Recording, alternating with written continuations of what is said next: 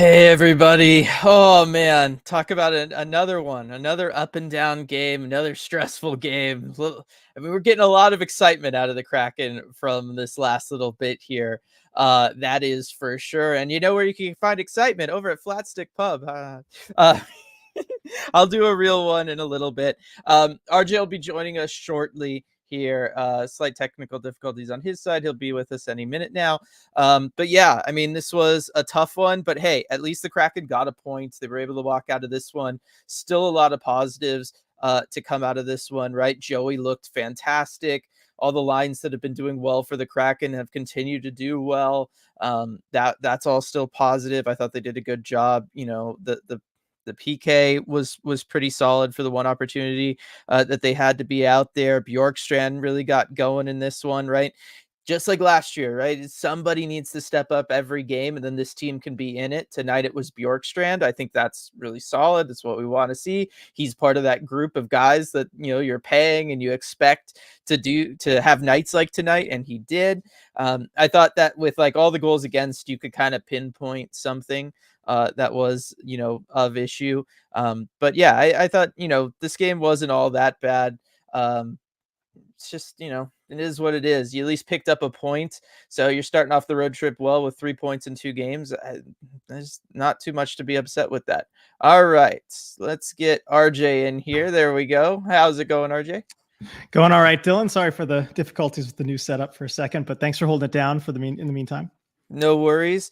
Yeah, I mean, RJ, we're just talking about this. I guess you pick up the point, and that's better than nothing.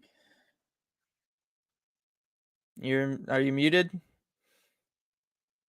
Nope. All right. Okay. Well, we'll hear from RJ in a little bit. Until then, I'll talk about Flatstick Pub, sponsors of Postgame Live as they are all through this year so far. Again, this would have been a fun one to go out back-to-back overtime games. You could go celebrate that, have fun over at Flatstick Pub at any of their 6 locations throughout Washington. Some really great stuff there. Got RJ back. All right, RJ, go ahead. Hey there, can you hear me? Yeah. All good? Yeah. Okay, good. So yeah, I mean, just a tough game, but you do have to bank points at this time of the year. Like it's not always going to be pretty, but at least getting a point out of that game against a team that made the playoffs last year, it is something. Yeah, it is. And like I said, there was positives throughout this one. Joey Daccord, phenomenal night in net, right? I think this was the performance that some people wanted to see from him as he's kind of approaching, he's at least right now in the short term, the Kraken starter, just because he's been getting the goal support. They've been able to win their 2 games with him. He picks up another point for them tonight. And I feel like this was the game that maybe some of the people who weren't totally bought in needed to see from him. Yeah, because he's had good games before and games where he's made some really clutch, timely saves. You look at that last game against Carolina where he still allowed 4 goals. You never really want to see that, but the saves that he made were very timely. He made saves at the right moments when he absolutely had to. In this game, allowing only 2 goals in regulation, and I mean, gosh, you look at the last one, absolutely nothing that he could do about that. And making a franchise record, by the way, 42 saves in this one. I think it's really a statement game for him. Yeah. Now I see some stuff in the comment section, towards the more recent stuff right now. Nicole, love all the talk the team does about playing for 60 and then only playing for 20. Coop, I get the sentiment of at least we got a point, but to me, it felt like we lost a point tonight. It wasn't like we were down and out and saved a point or something. I mean, I get that, right? Like this was a game you led 2-1 for the vast majority of the game. You give up, that third period goal with less than 5 minutes left. Is there something to that, RJ, or is this just, look, Carolina was throwing the kitchen sink at Joey and it was just kind of like a matter of time till they tied it? Well, I think the Kraken actually did make some good adjustments in the third. So in the very beginning, they came out in the defensive shell. They were just trying to keep everything to the outside, but spending a ton of time in their own zone. And I'm like, this is dangerous. This is very dangerous. You can't do this. You can't get away with this for 20 minutes. But then they did adjust around the 10, 12 minute mark of the period where they started attacking a little bit more. They did start to try and put some pressure on the Canes to get a goal, to really put it away and get that third goal to create that cushion. And I did like that adjustment in strategy because I didn't think you could get through all 20 minutes just defending.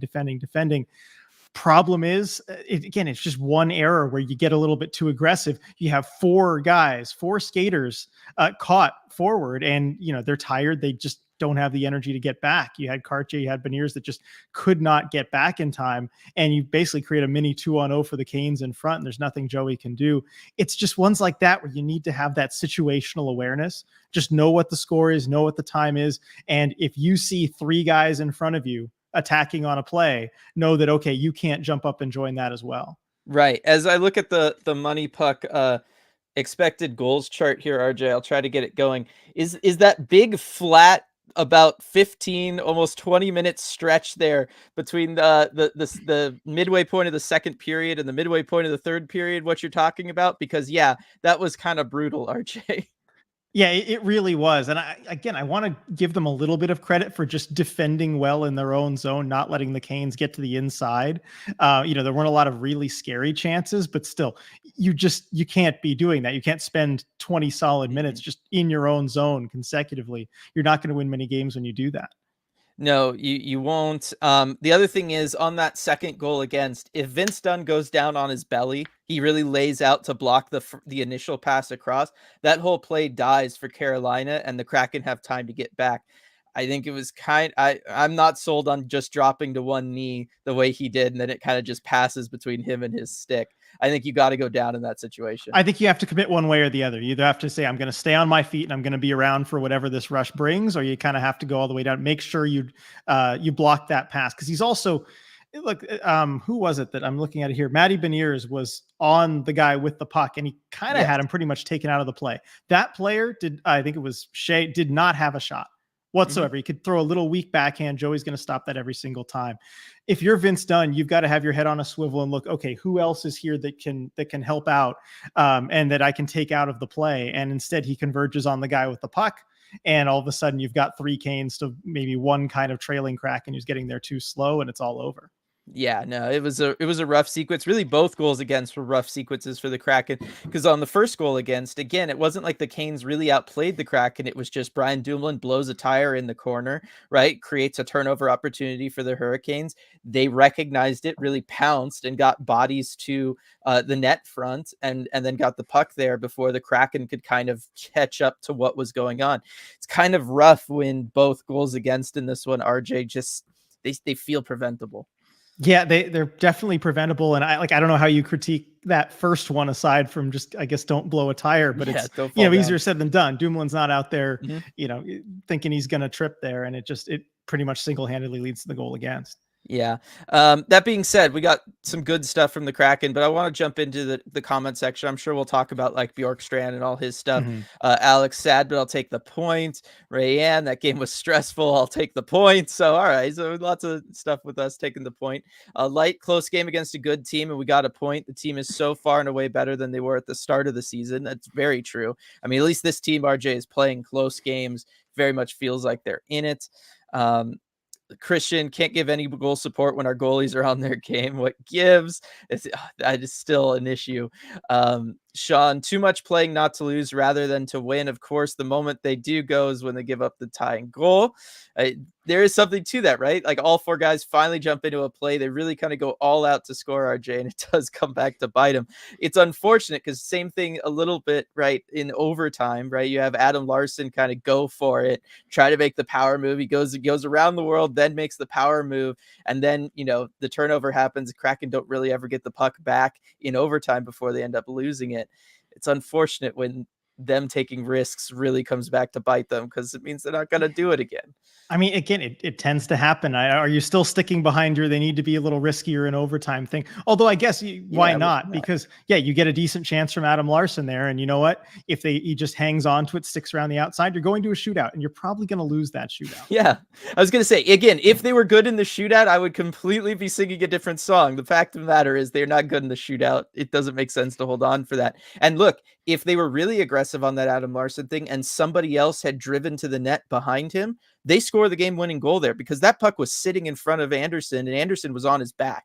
He had no idea where it was. If the Kraken really bought into that opportunity and followed up Adam Larson, they win the game. Yeah, they do. If it doesn't go in, you got probably a 2-on-0 the other way. But at that point in overtime, if you assume you're going to lose a shootout, I guess why not? Yeah, exactly. Rayan, they got to shoot the puck. That is weird, RJ. We've seen the Kraken be the team that wins the shot volume contest, but in this one, Carolina just schooled them.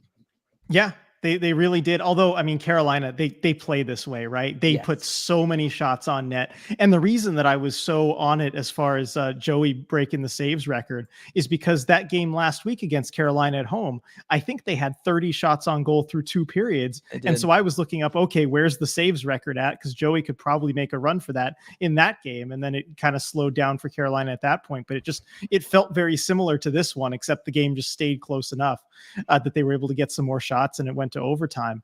But Carolina is a volume shooting team, I believe, to a fault. So, you can't expect to keep up with them. But the Kraken, though, they probably did not put enough pucks on net tonight, and especially getting guys to where they needed to be for those. First period, they were good. They were opportunistic. They, were able to finish on their shots probably more than the quality actually was. But after that, it just really dried up. Like that 20-minute stretch, I don't know how many shots on goal they had, but it was not a lot. No, it really wasn't. Now I thought the Mario Kart 7 lines kept it going in this one. They were all over things in the Carolina Hurricane zone. As B saying, that Matty post is going to haunt me, not going to lie. That was a rough one, but I thought that line did really well. Jake, let one slip away, but 3 out of 4 points is an okay start to the road trip. Now let's get that first win versus Tampa and Florida along the way. Florida on Saturday, and then Tampa on Monday. But we've got a super chat here from Light. Thank you very much, Light. The Kraken have yet to win in front of Joey when he allows less than 4 goals against in both years. Coincidence? That's brutal. What an observation. Brutal. I think I might try and craft that into a tweet tonight there, because so that must mean he's so he's got all his wins when he allows 4 or more goals for the Kraken. Wow. All right. Yeah, I mean it's a really interesting situation, right? Why can't they give goal support to Grubauer for the second year straight, and then for Joey, anytime he plays great. They're not there for him. If he's maybe a little rough, they're there for him. This is an interesting team. Although real quick, I do want to give a little bit of praise to Dave Haxtell for making the decision to start Joey in this game. Like Grubauer had been playing well. Joey's just coming off a start in the last game. Like I didn't expect it, to be honest. I really didn't see it coming, but I like that he's willing to do this and throw in a goalie who he feels is playing well for another game here, and hopefully not burn Grubauer out over the course of a whole season. Like this is what I was hoping to see as far as the goalie rotation. Well, we saw it last year from him, right? He's totally fine riding the hot hand, riding the goaltender that's picking up the W's, riding the goaltender that's getting the goal support. Like that, Dave Axtell showed us last year. He is willing to do that, and right now that's what he's doing. Joey played his butt off tonight and put on a clinic with rebound control. That is true, and I feel like that was kind of the difference between this one and the first Carolina game, RJ, was Joey, he wasn't giving up anything in this one. Like he was just a black hole. Pucks just went there and they died. Yeah, they did. And it makes me think of what Dave Haxtell said after the first game against the Canes, where he was asked kind of what he thought about Joey's performance. And, he said he thought he did well enough. He did good, got the win. But he said some of the goals against, there's some learning moments for him really on those. And I think Joey Daccord has done a good job of learning from those goals against. I think learning from those plays where you maybe give up too big of a rebound and do those kind of things. So it's good to see him kind of learning from those moments and kind of, getting his game a little bit better, a little bit more focused. And you're seeing the dividends in games like this. Yes, you are. Nicole, Joey deserves so much better. James, hate their overtime strategy. We talked about that a little bit. And then also from James, Beniers on pace for like 25 points this year. Oof. Yes, but this is just like with some of those beginning early games to start the season, RJ, that Beniers line is getting chances. I mean, there was the 2-on-1 opportunity where unfortunately Beniers was tangled up with somebody, loses a glove. He's kind of forced into sending a bad pass over. There's the post that we talked about. Matty is playing well, and especially that line. I mean, again, tonight, expected goals for, they're doing stuff. They were out there for a goal against, so that kind of hurt them on the whole like percentage. But they make offense more than any other line on this team right now. Like the points will come from Matty. Yeah, definitely a believer in that. Certainly after watching this game too, and just seeing the chemistry the three of them had, the chances they were able to create. You mentioned those other two. I think also of the one where Maddie held the puck in right inside the offensive blue line, and then zips a really quick pass over to Ty Karche for a little mini breakaway from the dots in. And it's those kind of plays where you see the chemistry with these three guys. The goals will come, the points will come for those guys. Just need to give it some time. Mm-hmm. Coop, fourth line, still low key carrying this team. I mean, I don't know. Put out the tweet earlier. You retweeted it from the main account. When it comes to expected goals percentage, the Kraken have 3 of the top 37 lines in the league. That's in the top 20%. 3 of their 4 lines are in there, and the fourth line is not one of them. Right? Like the rest of these lines are playing really well for the Kraken. It's just not translating. So it's one where I feel like they are better now that we've had these line combinations. They are playing better. It's just still maybe a little bit of that bad luck is still hanging around for this team. Is that your kind of A little estimation bit, too? but I think also just is because they do finish occasionally, and that's really good for them. You know, it may not get a lot of the chance generation because they're not on the ice a ton, but you know, when you can have a player, like a Devon Shore, who when you get that opportunity on a breakaway, a lot of fourth liners are not going to be able to pull out that move out of their bag. You know, do the little can opener on the backhand, open up the legs. I mean, that was gorgeous. But being able to do that makes a big difference in the game. And you know, you see, it's one of only 2 goals in regulation for the Kraken. When your fourth line is able to do stuff like that, it does make a big difference. And so they are contributing in that way. Yeah. Lindsay pointing out, still haven't lost in regulation this season in front of Joey. So there is that. I mean, Joey is picking up points for a team that realistically really needs to pick up those points to kind of hang around in the thick of a all over the place Pacific Division right now. Still, I think 3 out of 4 is a great start to this road trip that the Kraken really needed to perform on. Nicole, it was excruciating watching the Kraken do anything in the offensive zone. They couldn't set up anything. I think this is again where that dead stretch, RJ, through the second half of the second, the beginning of the third kind of comes in, because really in the first period, I thought the Kraken looked all right. They were able to get a little bit of a cycle going at times. You know, you look at the goal from Bjorkstrand, that's a pretty one. There was passing before, right? Larson was able to get a good shot off one time with the Matty Beniers line out there. It's just, you know, they couldn't sustain it. Yeah, that was really the problem, is they just couldn't sustain it, get those reloads, those second, third opportunities, and just keep driving the Canes back into the zone. And ultimately, that's what you kind of have to do to create consistent offense. You can't rely on an Oliver Bjorkstrand coming in, making a fantastic move around Brent Burns, and then just sniping Anderson. Like, you can't rely on that. You can't rely on a Devon Shore getting behind the defense and putting that move on the goalie. You know, it's great when it happens, but it's not a consistent, reliable way, sustainable way to create offense. No, it's not. Hunter, Joey getting the Grubauer treatment. Oh, I mean, that is true. A little bit here. Joey played great, but he makes me so nervous always coming out of the net from Coop there, RJ. He does. He adds a little bit to these games that are already, they're going to overtime, RJ. I don't know that we always need that extra stress. You don't enjoy watching the adventures of Joey Daccord? I mean, the one that just was the kicker for me in the third period was when he gets himself involved in a board battle along the sideboards. I mean, that's never ideal when your goalie's involved in that. And I think it was a little bit of a miscommunication as the puck kind of came back by the goal line. But yeah, he definitely does go on his adventures. And, thankfully he hasn't really fully been burned yet, at least not in a way that was his fault. I mean, yes, he kind of came out and played that puck to Dumoulin before Dumoulin tripped, but I mean, that one's not on Joey. Yeah. Christian, is Tampa the only team we haven't beaten yet? I believe Yes. so. Yeah. Yes. So we'll look forward to that on Monday. But again, we got Florida in between there. I see lots of It's stuff a whole about other game. Tampa. Yeah. There's a totally good game against Florida on Saturday to get through first. Not looking good with Tampa coming up. Yeah, all that kind of stuff. I don't think I've ever seen the Kraken give up that many shots on goal in year one. There was games, I feel like. Yeah, there were. I think, well, I know on it was Drieger's 41 save game where the Kraken gave up 45 shots to the Vancouver Canucks of all teams. So they have done it before.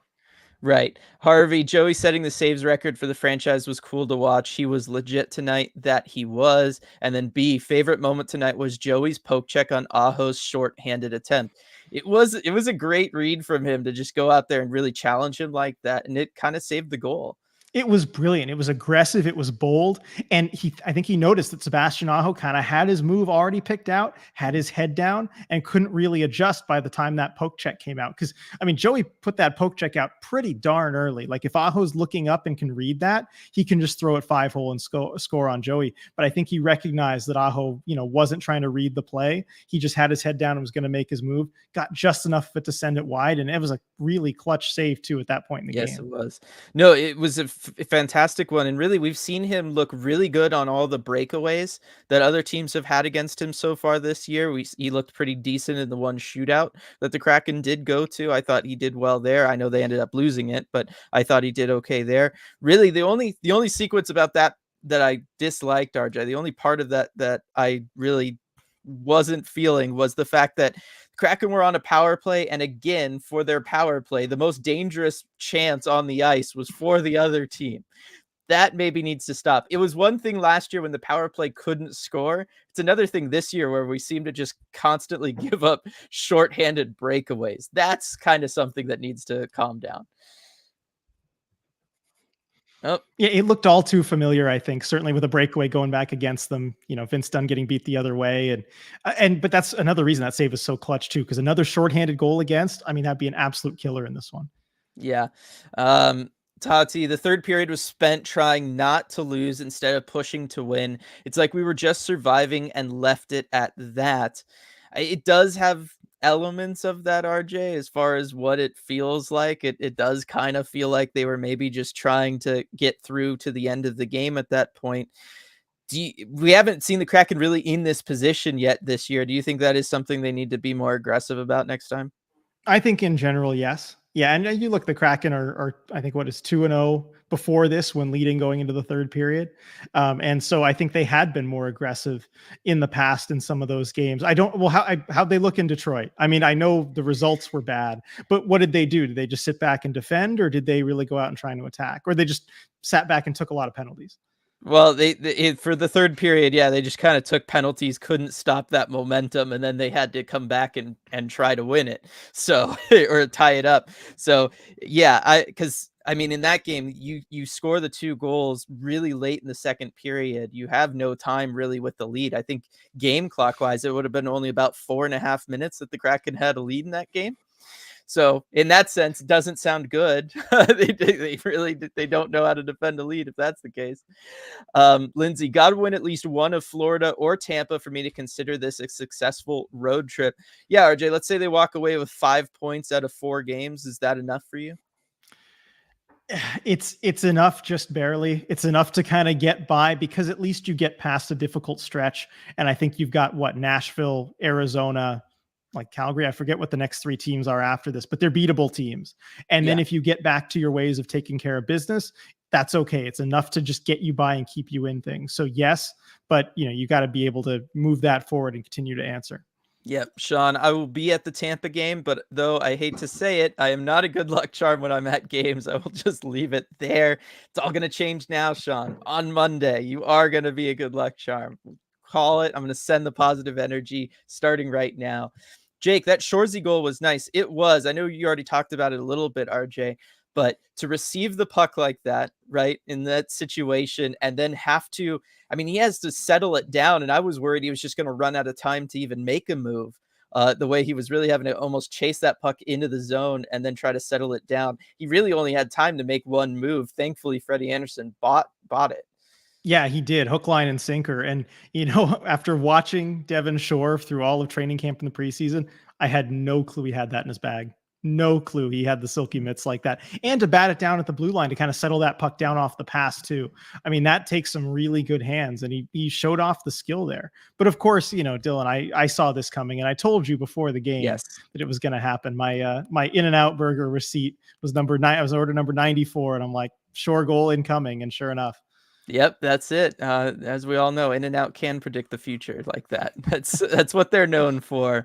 Rayanne, thank you very much for the super sticker. Really, really appreciate it. Um, do those show up on the YouTube feed? I hope they do. Yeah, I Um, hope so. Let's see. Where was I here? Both Bjorky and Shorzy goals were spectacular. They were, Sean. I mean, they were both, nice highlight kind of goals there. Joey, we got to start winning, or playoffs is a dream. Sorry, not a fan of the loser points, and I never will be. NHL point system is stupid. Kraken shouldn't get a point for losing. Oh, do we have to start the loser point debate over again, RJ? No, we don't. I'll just say I agree with that sentiment. I'm gonna say it's a good thing the loser points there for days like today. Do There you you feel go. any better, Dylan? Do you feel any better though? Yes, I do. The difference between having 6 points in the standings and 5 could be a big deal. Okay, And those fair enough. accumulate over the course of a season. They're points. I don't know. It's fine. Um, it's the system we have. Make the most of it. Even though Tanev wasn't doing that great before he got injured, I missed his energy. I missed his energy and hustle. That's from Christian. I do still think that there are times like that dead stretch of this one, RJ, where they do need somebody who can be the energy guy. Cartier is an energy guy, but he doesn't have that kind of ability to just kind of swing momentum in his team's favor, right? He hasn't maybe figured that out yet. He hasn't played enough games. Still forgetting he's got less than 20 NHL games at this point. It's probably only around like 10 or 12 for his career. So I still think that, they missed that from Tanev. We haven't totally seen Yanni go for that either at any point. Like at some point, somebody does have to be that person who goes out there, lays a hit, does something to get this team to kind of wake up when they need it. Yeah, Yanni made one attempt in the Rangers game and it did not go well. So, unfortunately, it's probably not a lot of positive reinforcement for that. But yeah, it is something that they're certainly missing with Tanev out. Not everyone can do it. I think Cartier, further down the line in his career, could absolutely be the guy to do that. But it's a lot to put on the shoulders of a rookie. Yeah, although he doesn't play like a rookie, I'm telling No, you, he doesn't. he just generates chances like crazy. I thought him and Eberle displayed a lot of really good chemistry in this one. I know we normally talk about Cartier and Matty Beniers. I thought that him and Ebbs were really, really solid in this one. Stratic, was this a good team figures out how to get a point game? No, it was kind of a good team figures out how to only get a point. Yeah, I mean, I always throw that out there when it's tied with 5 minutes to go. And I guess, it was tied with under 5 minutes to go. So you certainly can't blow it. Yeah. Good teams don't lose those games. That's for in regulation. Sorry, that's for darn sure. Yep. But yeah, when you have the lead that late, you'd like to hang on to it. Yeah. From Ricky Spanish, Canes are a good team. Just happy Joey was able to keep the Kraken in it. 45 shots going into overtime is not good. It includes overtime, but yeah, it's not great. I mean, it was a lot of shots. But again, as you said earlier, Carolina is a volume-based team, shooting team. Not all of those shots were like grade A chances. There were so many chances, and I think Edzo pointed this out too, where the Canes just at some place in the offensive zone just kind of lobbed a puck at Joey Daccord and he just kind of caught it with his glove and like looked at it. There were a lot of those too. Yeah. Stratic, Devon Shore for the All-Star game. Why not?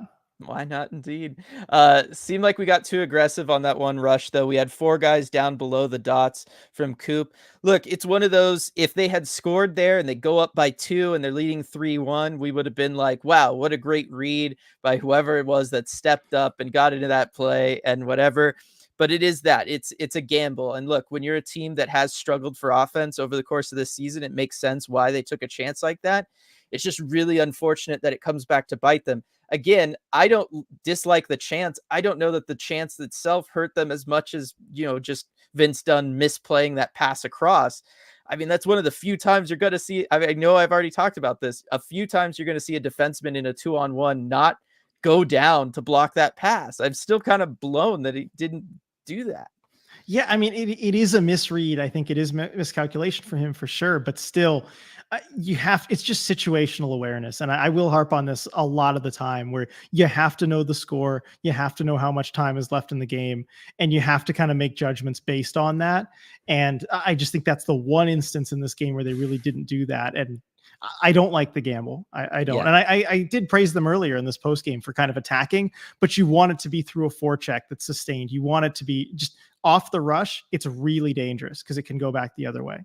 All right, but I am just going to point out for everybody, right? We went from comments saying that they were too passive in defending their lead to now complaining about the one time they tried to be aggressive to add to the lead. So, well, no, it's they were aggressive prior to that, but the thing is, they were aggressive when they had sustained possession in the offensive zone. They got a forecheck Mhm. going, and then they had defensemen kind of step up sometimes to keep the puck in or to jump into the play and do things once you already have it established in the zone. There, I think there is a difference between being aggressive when you're already set up in the zone, you're in part of a cycle, versus when you're on the rush. And I think the latter is a lot more dangerous.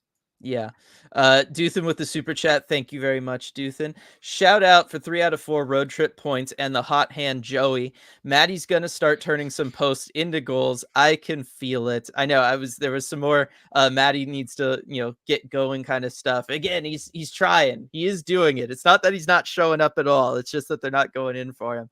And then yeah, I mean Joey just again, we can't say it enough, I'm sure. Yeah. All right, so we had that starting a petition for Dylan and RJ to split coaching duties this year. Well, Gilberto, we have in the past. We know how to make that work. I don't know. I feel like we'd end up just with too many disagreements by the end of any season. It would not go well. We have different philosophies for coaching, I think. Yes, got to split the games. Yeah. Kalen, holy cow, the Ducks just beat the Bruins. My mind is blown. And then followed up by beep boop, Ducks are better than Kraken. It's over.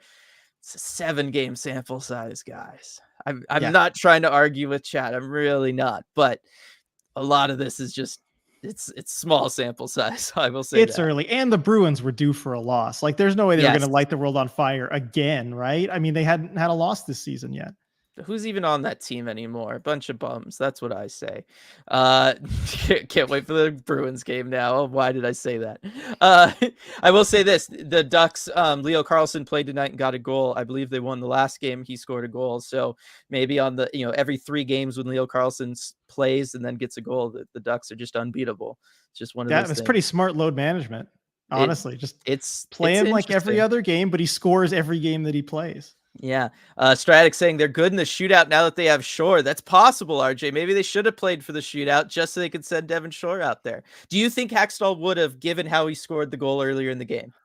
I would like to think so. And you know what? After this last shootout that they had a few games ago, where he actually did put out some new shooters, I'm going to go with yes. I believe in Dave Hackstall. I think he would do the right thing and put him out there. But before that game, I would have said no way. Look, he rides the hot hand with the goaltenders. No reason to think he wouldn't with the shooters too, right? I'm just saying. How about Schwartz fielded himself taking another rush clapper in overtime this time, lol, from Coop. I love that. I was all for that, RJ. Rockstar. That's rockstar stuff, man. Gotta go for it. Alex, Carolina is the model expected by whom test case for expected goals models. It's very true. Very, very true. Hunter averaging 1 goal with Grew and net, so that's probably why. Everybody talking about, why Joey, all that kind of stuff. It's we'll see. I gotta imagine we're gonna see Grubauer next game, right, RJ?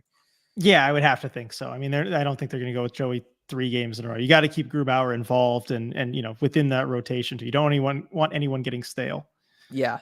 Toddy with the super chat. Thank you very much. Considering the changes Hack has already made so far, what do you guys think needs to change over the next few games to maybe turn the season around?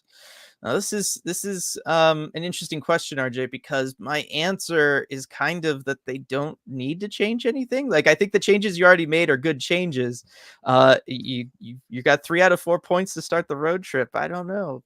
It sounds wrong, right? After another loss here, but lineup wise, I think they've got to stick with what they have right now.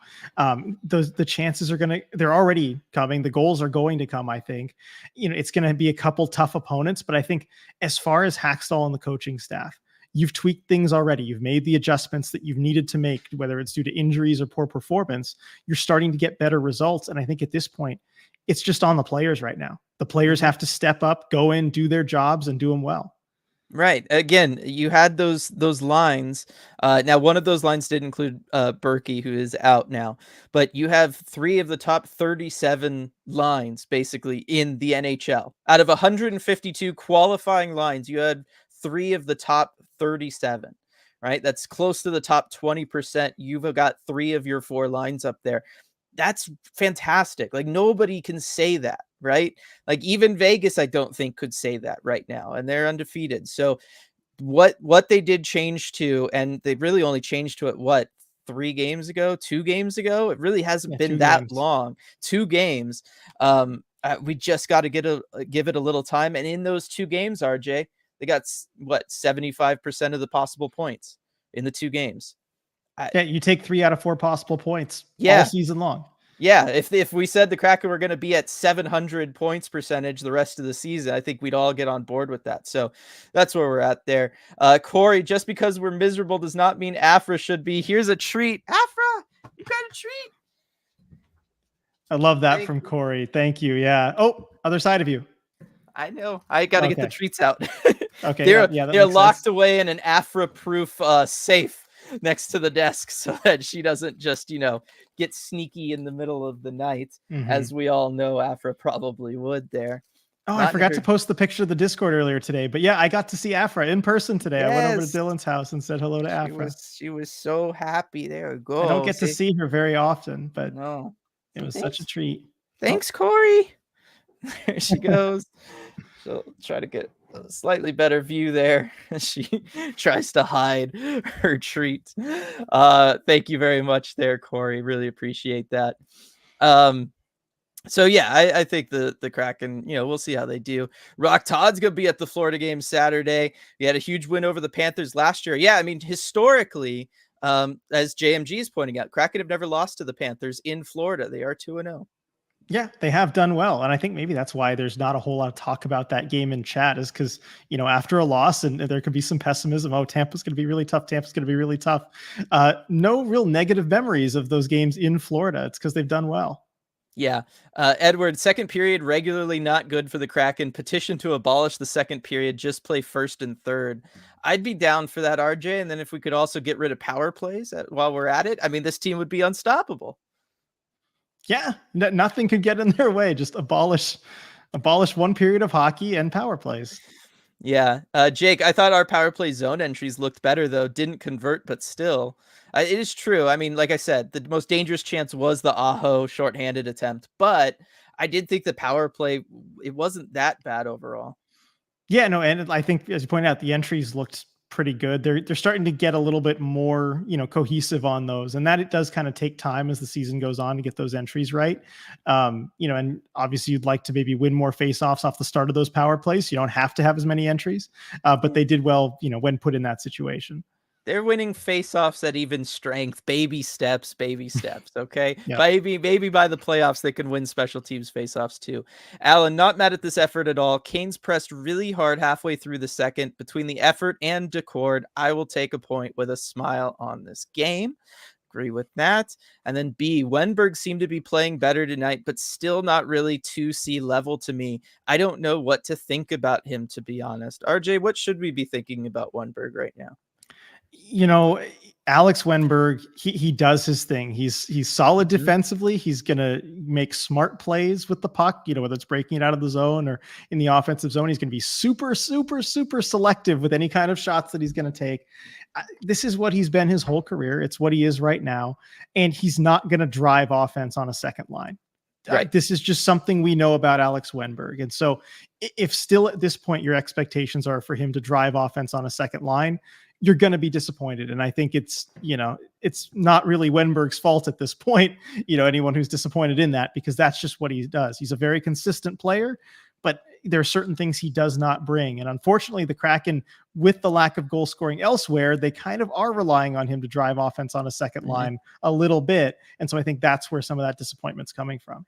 Now, I'm going to push back slightly on that, RJ, because I think he indirectly drives offense with Bjorkstrand and Schwartz as his line mates, because both Schwartz and Bjorkstrand like to attack off the rush. What does Wenberg do? He always holds back on rushes because he is so defensively responsible. So it kind of gives them a clearer runway, especially because Bjorkstrand off rushes, just like we saw for his goal tonight, wants to work inside. If Wenberg was joining that rush, RJ, Bjorkstrand isn't able to work inside like that because Wenberg and then whoever is defending Wenberg is clogging up the slot there. So I think indirectly he helps contribute to that goal. I think he indirectly contributes to the Jaden Schwartz stuff as well, just because Jaden Schwartz likes to play down and around the net. And I just think that, again, without having like a center there, it just kind of works. Or Jaden Schwartz, again, likes to attack off the rush. Wenberg's never really part of those rushes. It allows Jaden Schwartz to have a little bit more time and space to work with.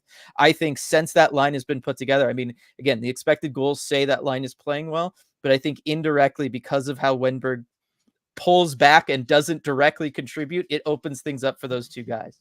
Okay, so you're saying, yeah, what he allows them to do what they do best from an offensive standpoint with those two guys. Stays the hell out of the way. That's what he does. You know what? I think that is a persuasive argument, actually. The more I think about some of the plays there, like, you don't notice him on the Bjorkstrand goal because he's not anywhere near there. Mm-hmm. But if he was, maybe it turns out differently. Interesting argument. Yanni Gourde would have been there. Right? How many times have we seen in the past Bjorkstrand try to work inside, Yanni Gourde is there, and the play kind of dies because there's two defenders there all of a sudden, right?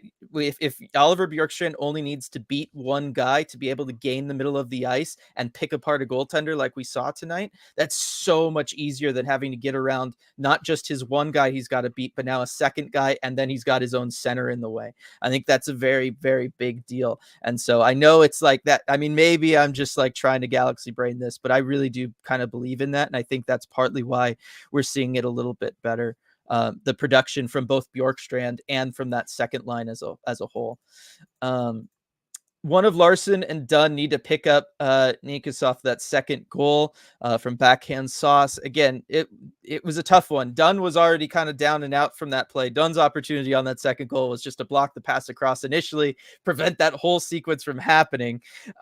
Otherwise, yeah, I mean, I wasn't sure. Was Larson really the defenseman who had jumped up into that play, or was it a different defenseman and they had been in the process of a change kind of, RJ? Do you happen to know offhand or yeah, it was Adam Larson, actually. So Larson actually kind of headmans the play. I have it up on here. I'm looking on my phone.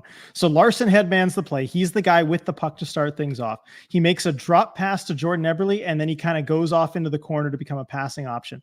Eberle tries to go right back to him in the corner, but one of the Canes player, I think it's Brady Shea, makes this great diving play to knock that pass away, to break it up and send the puck back the other way.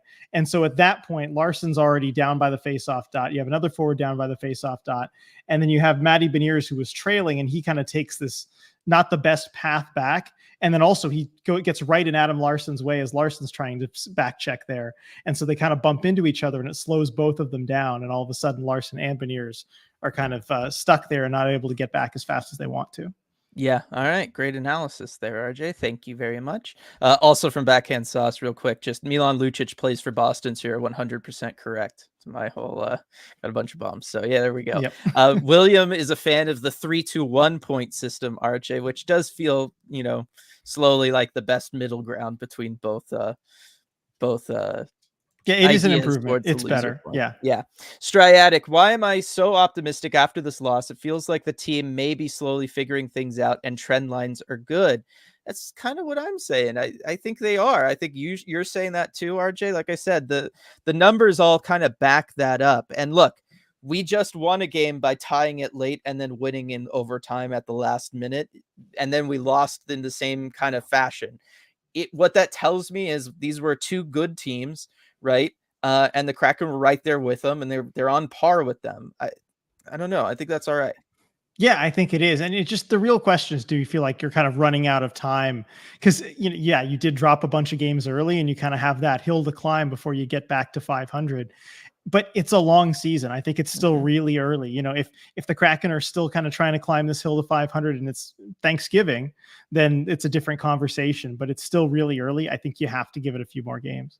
Yep. I like this from Duthin. The fact that we're tied for the last wild card spot with the start we've had, I'm feeling okay. Nothing's out of reach yet. I think that's important to remember. Thank you, Duthin. And good luck to Jen in her game there. Absurdly Saint Stratic, I'm with you. It's way too early for doom and gloom, and they seem to be figuring things out. Hopefully Tanev will be back and ready to go soon, and they'll show us who they are. Agreed. Do you guys like McCann on that third line, though? I'm not sure, but I do. I am not sure I do, but I like the Cartier, Matty, Ebbs line. I mostly feel like McCann and Ebbs should stick together. That's from Coop. I don't know. I like the way all the lines are played right now, RJ. I kind of don't want to change anything. Yeah, I wouldn't want to change anything either. And you know what? Even if this spot on the third line isn't what McCann, where he should be ideally long term, and I think it's probably not, I think it's just something he needed. I think it's an element to his game that he just needed to get back. And he talked about that. Like, that's not my idea. That comes from listening to him before it was after the last game or this morning before the I forget which one it was, but he was talking about playing on that third line. And he said that he felt like he just kind of needed to simplify his game, just get some pucks deep, go in, chase them, go hit some people, and just get involved in the game. And playing on that third line is what allows him to do that. Because he's like, I know how Yanni is going to play. I know how Tolvi's going to play. They're, kind of straight line players, and I can just go and be a straight line player with them and simplify my game. And I think that's just something he needed for a few games to kind of get back into things. As a 40 goal scorer, as someone who's relied upon to be a real finisher, sometimes I think you can get in your own head a little bit. I think sometimes you can get a little too cute sometimes, just playing that straight line style of game with two really predictable players, even just for a few games, is kind of just like a little mental refresh, I think is really huge for Jared McCann. Yeah, and we're seeing a good debate here between like Coop and B. Well, I'll go through Coop's stuff. I'd like to see Cartier, McCann, Bjorkstrand spend some time together. Then Schwartz, Eberle, and McCann as a vet line. McCann to Ebbs just scored the game-winning goal, though. I guess the analytics on the Ebbs, Matty, Cartier line are good, but they aren't scoring a ton or anything. I know it was 3-on-3, but still, those two, McCann and Eberle, are just so smart and savvy. I get where you're coming from, Coop, but I will say, Eberle has looked the best since Cartier joined that line, 5-on-5, right? Like, Eberle looks dangerous again. He looks younger. He looks faster. He's involved on odd man rushes multiple times a game, both last game and tonight. Again, they're not being converted, but that doesn't mean those chances aren't there. So I like Cartier with Eberle. I spoke about it earlier. I like their kind of stuff earlier. Do you think that maybe there's a chance McCann and Schwartz switch, RJ? Right? Schwartz could be a straight line player, play with Gordon Tolvanen too, and then you can have McCann and Bjorkstrand maybe try to find some chemistry with Wenberg, staying out of the way. Maybe. I think I may have suggested that a few games ago too, having that pair together. And I think you could see it. But if I'm Dave Haxtell, I'm just not messing with these lines right now. I'm liking what I'm seeing. I'm liking the indicators, and I want to give these guys more chances to build chemistry as they are right now. I'm really in no rush to change these lines right now. Yeah, and B agrees with you. I feel like McCann is working all right where he is now. I just hate to mess with the Matty, Ebbs, Carts line since they're clicking pretty well. Agreed. Christian's optimistic. Don't see any reason why things can't turn around for the Kraken, for sure. Christian asking, just because we're already talking about the lines, when Tanev and Berkey return, what would the ideal lines be? Well, I think for Burakovsky, it would be to go back and play with Gordon Tolvanen, because that was that other line in the top 37 for the Kraken. Now the problem is that creates where the heck does McCann go, and that's a problem. Yeah, I think maybe McCann goes with, I don't know, Wenberg and Bjorkstrand. Yeah, and then Schwartz drops to line 4. Yeah, Schwartz, Tanev. Belmont. Right now Schwartz is mostly producing on the power play. There's no reason he couldn't stay on the power play, and contribute, even if he's not getting as much 5-on-5 ice time. The point is, Christian, they're gonna have to make some tough decisions. Yeah. Let's see. We wouldn't be concerned about this game without the first couple losses. We're fine, from Jake. Agreed. Lindsay, hopefully Calgary and Edmonton will still be losing by the time you read this comment. I don't know if they are, but hopefully. Man, Edmonton losing again. I'm not, it's fine. It's fine. Let them lose. We don't need to pay attention and maybe jinx anything. Yeah, they both are still down 2-0. So what did I just say, RJ? Don't worry about it. Don't make me bring up the fact that last time the Kraken were in overtime, they won without you here. They lost the time you I were was hoping here. to get through all of post game without anyone bringing that up, but Mhm, mhm. Sean, am I wrong in saying that we need to see a lot more from Gord? Been impressed by Tolvy's game off the puck, but I just don't totally like what I'm seeing overall from Yanni so far. Of course, we are missing Tolvanen's scoring too.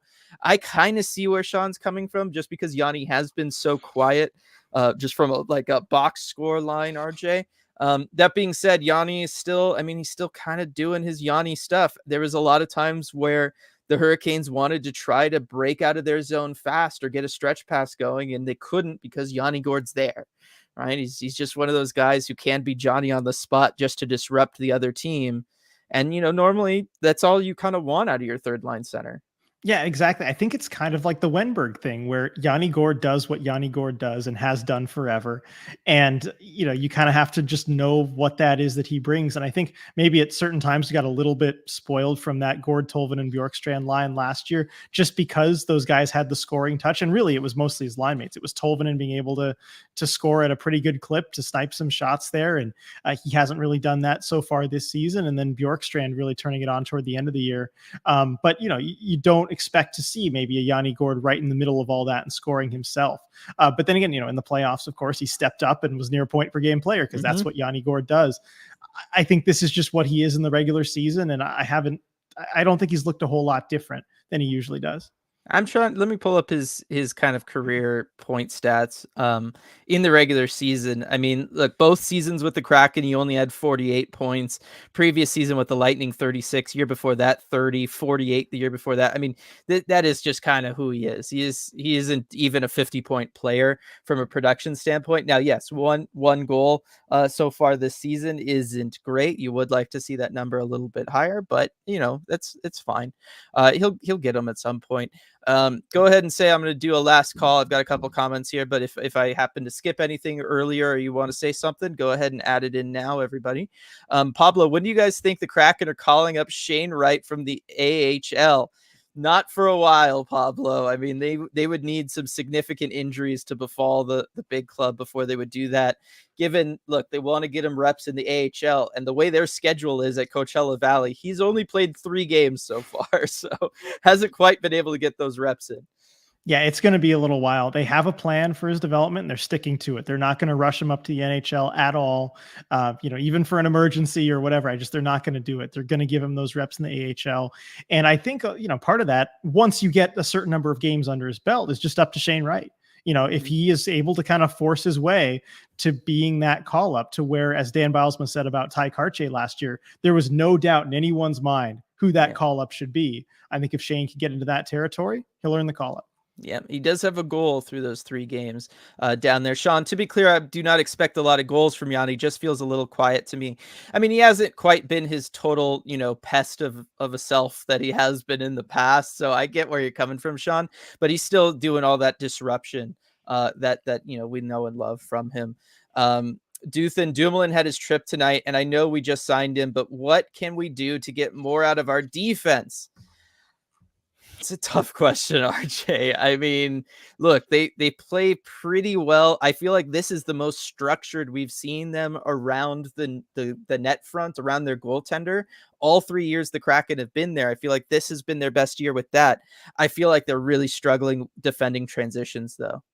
Yeah, no, I think you're right about that. And I don't know, down the line, you look at like reinforcements. This group kind of is what it is, right? Yes. Maybe down the line you have a Riker Evans there, but he's not going to help with the transition defense. No. As a rookie, you just can't expect that of him. So I mean, hopefully the hope is that the chemistry just gets better, especially on the third line, integrating Brian Dumoulin into things where it's just going to take some time. This is the first time in the NHL he's really moved from one team to another. And so there might be an adjustment period there. And so you're hoping the chemistry gets a little bit better. Yeah, and he was playing better. Like, he played better the rest of this game. He played better the last game. Like, he has gotten better. Yeah. It is just taking a little while. Coop saying, I just think our D guys are all just kind of slow in open ice and transition. And you're not wrong, Coop. Like, none of these guys are really speedsters. That's not really what they're known for. So I think you're kind of there. Sean with stick to the plan with right period. Good night, Lindsay. I know it is kind of weird ending this early. Stratic, who gets the net next game? We talked about it a little earlier. We both feel Grubauer, right? Yep.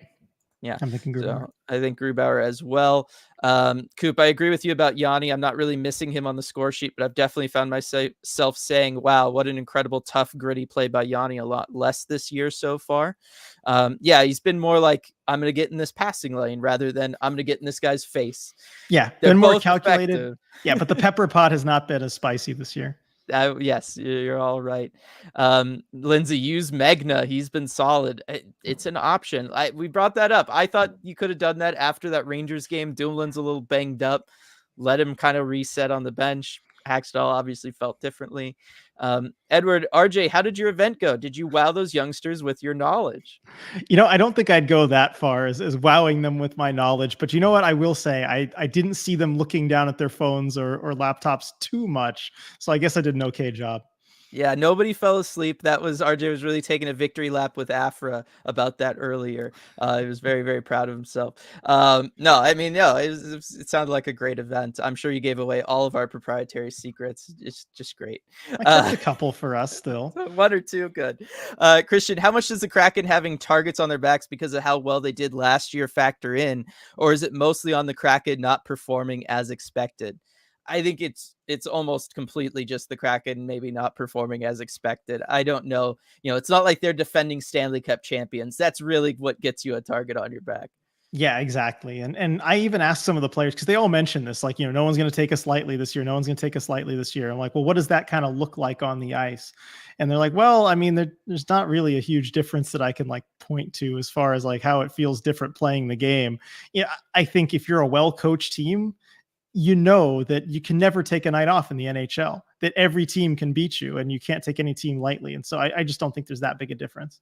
No. Stratic, let's go 11-7 with Magna. Throw out the entire team identity. Why not, RJ? Let's go. You know what? If the Kraken had lost these last two games to start this road trip, I'd be all for that. Yeah, same here. You know what? How many times have they gone 11-7? Like no more than once or twice ever, right? No, he's not that kind of guy, Dave Hackstall. Lindsay, at least we're not the Sharks. Old Kraken proverb. Says the Sharks are now 0-6-1. That is true. And then just Coop. I honestly didn't even realize Magna was still on our team. Lol. What a way to collect a paycheck. Pretty sweet gig. Let me introduce you to a guy named Charlie Whitehurst. Career NFL backup quarterback, barely ever had to play, made like $30 million doing that. Yeah. A lot more than Magna. And you know what, though? Like he is always the last guy out there after the morning skates and after the practice and everything, just kind of doing individual work with the coaches. It's kind of the Cale Fleury thing from last season. Yep. You know what I would really like to see, and I'll bring this up on a podcast probably, is just like one of these morning skates or something that are open to the public. The fans all just like chant his name or something, like Magna, or bring some signs or whatever. Just cheer specifically for him. I feel like he could use it. That would be cool for sure. Lindsay, remember after the trade deadline year one when Hayden Fleury played forward? LMAO, bad memories. Oh my gosh, RJ, I had blocked that from my memory. But yes, go back and look at some of those lineups from year one at the end of the year after the trade deadline. It's pretty brutal. They're in such better shape now than they were year one. That was some rough stuff. Way to pull that one out, Lindsay. Good stuff there. Well, that's going to do it for Emerald City Hockey's post-game live. Another shout out to Flat Stick Pub. Again, just because the Kraken are out of town doesn't mean y'all can't show up to Flat Stick Pub at any of their 6 locations around Washington. Still a great time. You could go watch the road game. And again, as Lindsay was saying, game's over. You could have tuned into us for a whole hour. It's still only 8 o'clock there. You can still enjoy some beers, enjoy some mini golf, enjoy some of the other fun games that they've got going on. Still have a great time during this road trip. That's going to do it for us. Unless you got one final word of wisdom, RJ. What'd you finish with at SC? Let's see. What did I finish with? Something. Just do it. I was like Shia LaBeouf. Just do it. Don't let your dreams be dreams. Oh wow. Okay. You ripped off Nike and then credited it to Shia LaBeouf. Well, great job. Thanks everybody for being with us. We'll see y'all next time.